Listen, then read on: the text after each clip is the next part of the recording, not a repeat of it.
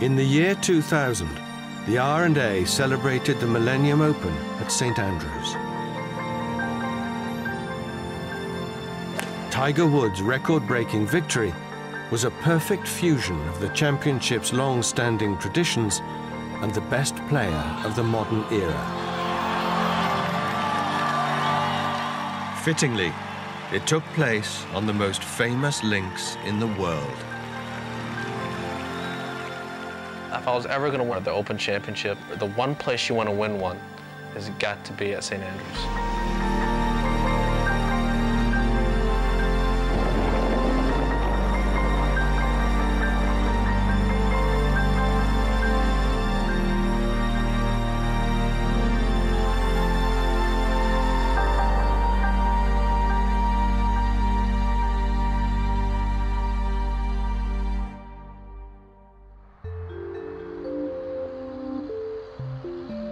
There's a very obvious choice of venue for the Open Championship's 150th birthday celebrations this year.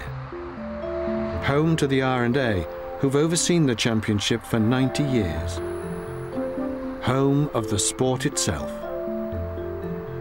No golfing location on earth stands comparison to St Andrews. It's just different than any place else. This little gray town that really is not what you might call particularly attractive. All of a sudden, you go there, and because of what it is and the golf and so forth, it comes up and lights up, and it's absolutely gorgeous. There's something magical about that town. There really is. You can take non-golfers there, and they go, wow, this place is special.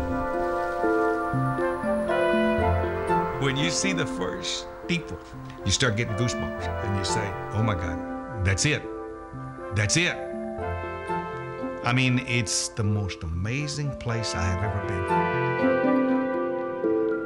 been. Set on the east coast of Scotland in the Kingdom of Fife, St Andrews was the ecclesiastical capital and the country's first seat of learning. But the town is forever synonymous with the game of golf. St Andrews was not industrialised, so the town never expanded to push the golfers off the links or out of town. So that historical lack of industrialisation has left a charming situation we have now, where the home of golf is still the home of golf. No golf links have a reputation or status greater than the old course. The Open's been played here on 27 occasions, more than any other venue. And although these links evolved over 6 centuries, they remain a true test of championship golf. The golf course starts with a handshake with a very easy first hole with the burn, and it ends with a handshake with a very easy par 4. It starts, easy, but with just a few accents added in there to make it, you better watch out. St Andrews is like a genius course. I know it was not designed by man. I know it was, but it was inspired from above. That course is genius. Every time you play it, you love it that little bit more. It changes every single day, it's a fantastic course. It's amazing that the very first golf course is the best golf course. The championships at St Andrews have consistently produced great drama. 1984 was no exception. That year, Sir Michael Bonalac took charge of the championship for the first time.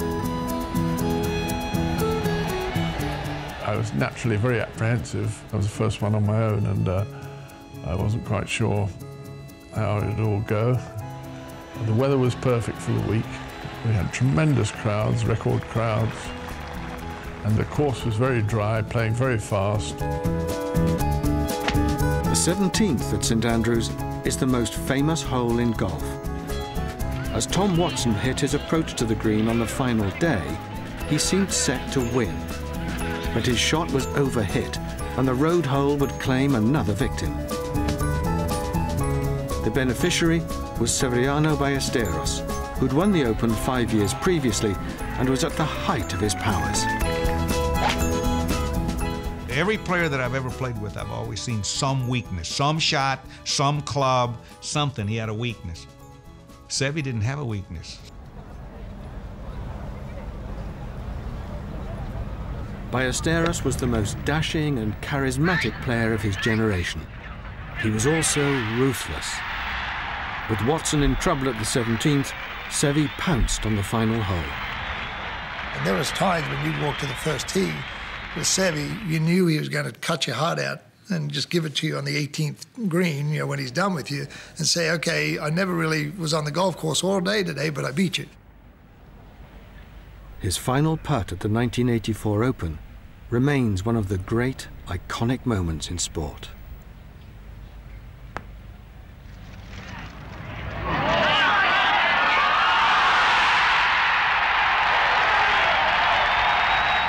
If you read his lips, he's speaking in Spanish, and la metí, which means I made it, I made it. Seve made the putt at the 18th hole for birdie, and of course forced the issue. And now the term was essentially over. Ballesteros would go on to win the Claret Jug for the 3rd time, but none of his victories would be as dramatic as his defeat of Watson in 1984. And we got that fantastic finish with Seve Ballesteros and Tom Watson. And when the final putt went in, I remember being more relieved than I've ever been in my life. Adjacent to the site of Seve's famous putt, the R&A clubhouse imposingly watches over the old course. As the Open grew in the early 20th century, the R&A were asked to assume responsibility for the administration of the championship. Well, prior to 1920, which is when the R&A took over the job, the host venue and the clubs that actually hosted the championship ran the respective Opens. And the R&A was asked to do it going forward in 1920. So it's a task that we've been undertaking for the best part of 90 years. The 1921 Open was the first at St Andrews overseen by the R&A. It was won by Jock Hutchison, who was born in the town but who'd emigrated to the United States. Bobby Jones, a 19-year-old amateur from Georgia, also made the journey across the Atlantic, but played poorly in his 3rd round and withdrew in frustration. However, Jones was destined to become perhaps the greatest player of them all. Imagine an athlete, and maybe the superior athlete of his era, who was an opera fan, studied English literature, and a lawyer, and a family man. So he was able to accomplish so much without making golf the focal point of his life. 6 years after his first visit, Jones returned to St Andrews as Open champion. Despite his initial misgivings about the old course, he carded a 68 on his way to victory. He won the 1927 Open by 6 shots. Jones was a good-looking man. He was very charismatic, handsome, wore his clothes well. He was an amateur, and he'd taken on these rough professionals and beaten them at their own game. His skill and sportsmanship gained both admiration and affection from the galleries. The crowd rushed the green, and there was some concern for the health and safety of Jones, and then all of a sudden he appears lifted on the shoulders of the crowd with his putter Calamity Jane raised above his head.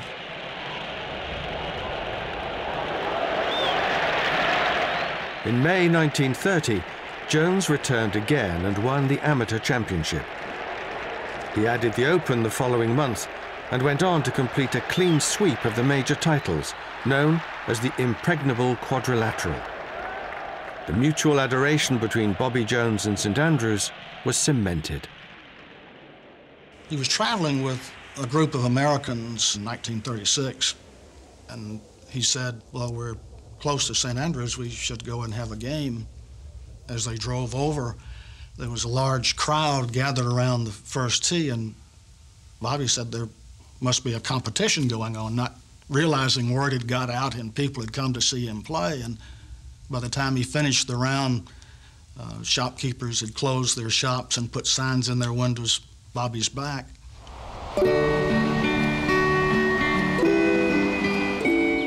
Jones grew up in Atlanta. This huge, hot American city seemingly has little in common with an ancient coastal town in Fife. But Jones left a lasting bond. Not far from the city centre is Emory University.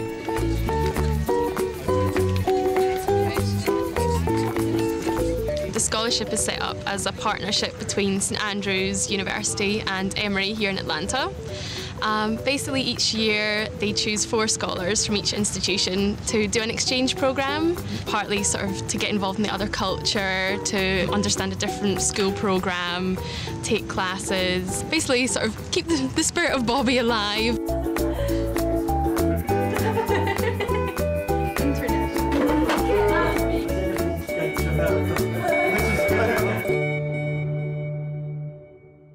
He would go to St Andrews again in 1958, and while there, was made a freeman of the city. I was a 9-year-old boy, and I was taken by my father to the Freedom of the City ceremony in the Younger Hall here. I wish I'd been older, because it was hugely emotional. And Jones had a prepared speech for that ceremony, which was just stuffed back in his pocket, and he talked from the heart. I could take out of my life everything except my experiences at St. Andrews, and I'd still have a rich, full life. Thank you.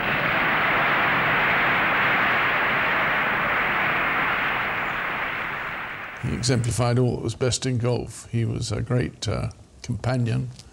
I was fortunate enough to meet him when he was really just about on his last legs, but his mind was still razor sharp. All he talked about was the friends he'd made in golf and the places he'd visited. I think that sums up the man. He made friends wherever he went.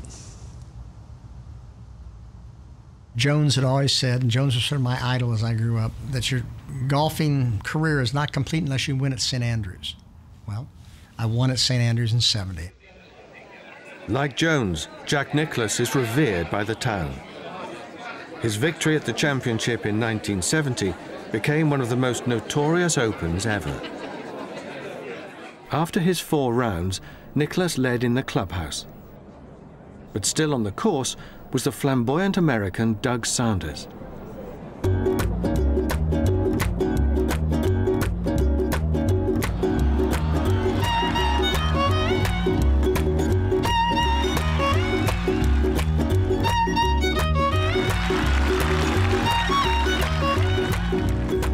When he escaped the road hole bunker, Sanders looked a certain champion. I was standing with my wife Jackie, with Scotty Sanders, Doug's wife, and Buddy Greco, the great American singer, piano player, who was over supporting a friend of Doug's. And of course he got down in 2 out of the bunker at the 17th, and he hit his drive up the middle of the rough, a 4 to win. He's the champion. That's it. Ooh, what a night we're going to have tonight. Sanders had finished runner-up to Nicklaus in 1966. 4 years later, 2 putts would secure his first victory at a major. However, he left his first tantalizingly short of the hole. St Andrews' 18th green was about to witness high drama and personal heartbreak. Sanders had never won a major. Has always had, quote, unquote, under his name, the best player ever never to win a major at that time. The problem is he was thinking what that major was going to do for him. Where was he going from there? He was going to arrive. He was going to do a lot for him. I'm standing there, and I knew he was in trouble when he left it 3.5 feet short. Sanders froze, apparently unable to tap the ball into the hole for victory. Eventually, he picked up an imaginary blade of grass. purely nerves. You could see it, that his nerves just absolutely collapsed. And that's what people continuously forget. They talk about great golfers and what a great swing and how far they hit the ball, and the swing is not the thing. It's in the mind.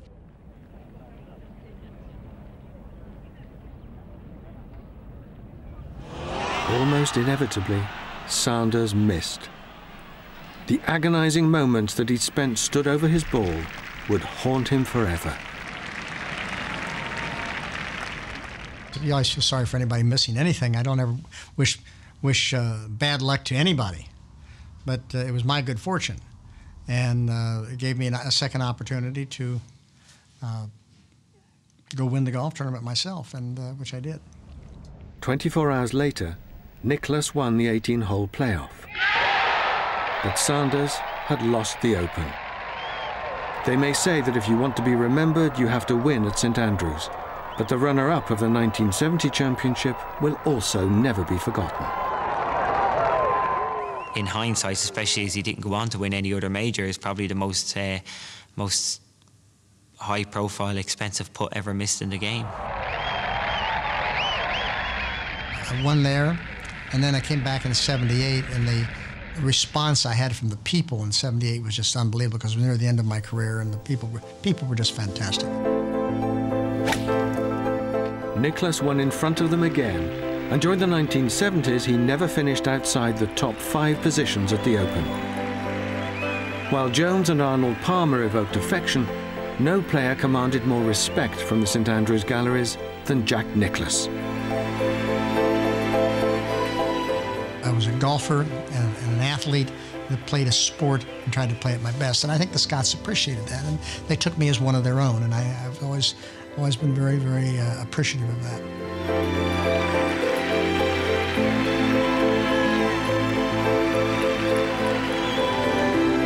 In 2005, Nicklaus played the Open for the last time and said farewell to a championship in which his record was simply astonishing.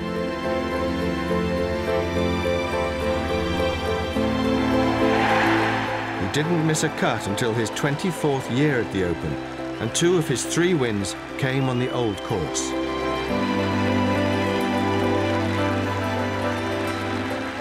I chose St Andrews to end my career.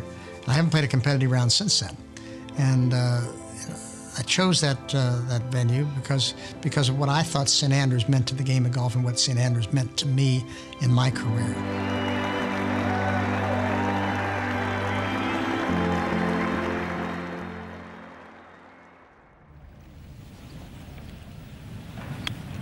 Two decades after Nicklaus had broken Sanders' heart, Nick Faldo from England was the player to beat.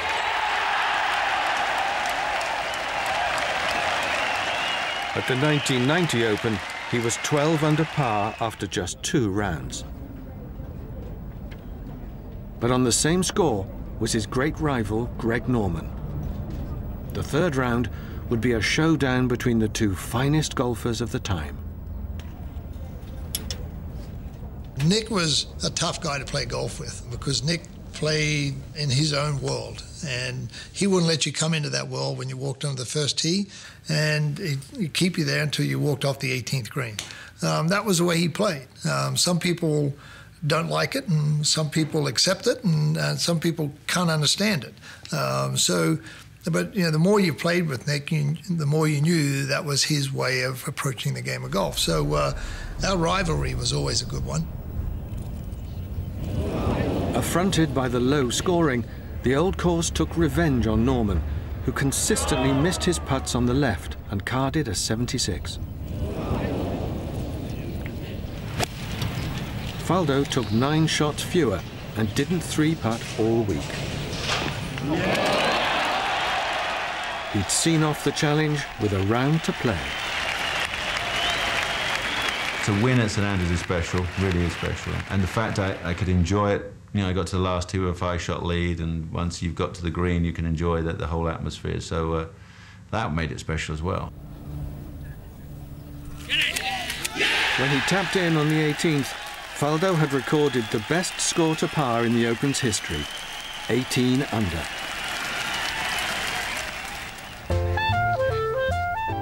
"10 years later, the Open predictably returned to the old course for the first championship of the new millennium. To mark the occasion, the surviving champions played a 4-hole challenge. They included winners dating back over 50 years. And watching the players who'd made history was 24-year-old Tiger Woods. I was staying at the Old Course Hotel, looking down from the balcony, looking at all these great champions there. You know, Sam Snead out there playing, and it was a pretty special moment. When the championship proper began, Tiger Woods dominated. In his first round, he took 67 shots. The following day, he required one less. I thought the year 2000 was the best I ever seen anyone swing a golf club. The third round saw him shoot another 67. He didn't visit a bunker all week, and Faldo's record aggregate at St Andrews would be broken. I just felt that if I just played my game, I should be able to shoot 68 or 67 just about every day and just eliminate the bunkers. Just don't go into a bunker. You go into a bunker, more likely to make a bogey.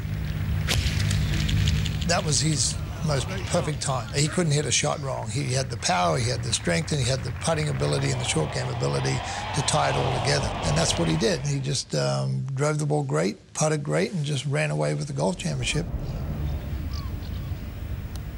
Woods had added his name to the claret jug at the home of golf.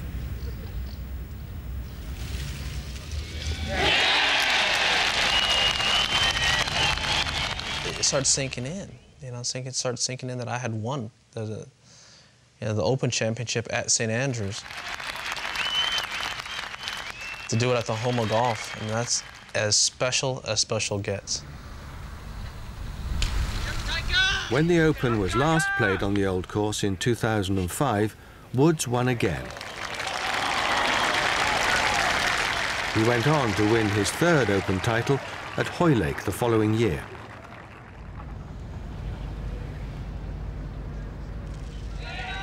Whether Tiger Woods will complete a third consecutive victory on the old course in July remains to be seen.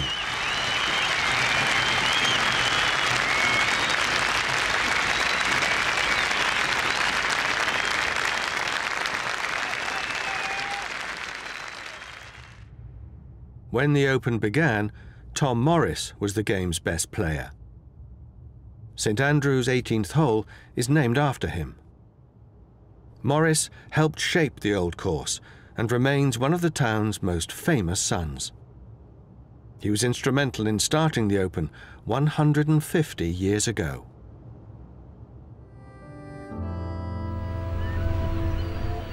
From Tom Morris to Tiger Woods, the accolade of champion golfer has been bestowed on the players who have won the Open. It's these champions, the unique links, and the safeguarding of the championship by the R&A which sets the Open apart from other golf tournaments. And you go into the R&A and you look at this clubhouse and you look at the history, it gives you, it touches your soul. Just the name speaks for itself, you know, it's the Open Championship. This is really the grand old lady of golf, and it'll forever be like that. If you were traveling the world, that would be the one that people would say, did you win the Open Championship? And I said, yeah, and they wouldn't ask if I won the US Open. It's the Open, simple as that. Nowhere is more emblematic of the championship's history and permanence than St Andrews and the old course. They remain at the heart of the Open. Every time I go there, it's just very relaxing stepping on there because you know every great champion has ever played here has walked this golf course, and the golf course hasn't changed. Standing on that first tee, there was old Tom Morris, and that was, you know, it gives you a sense of continuity, I think, the best word I could say is the continuity of golf, the way it's evolved from 1860 to 2010.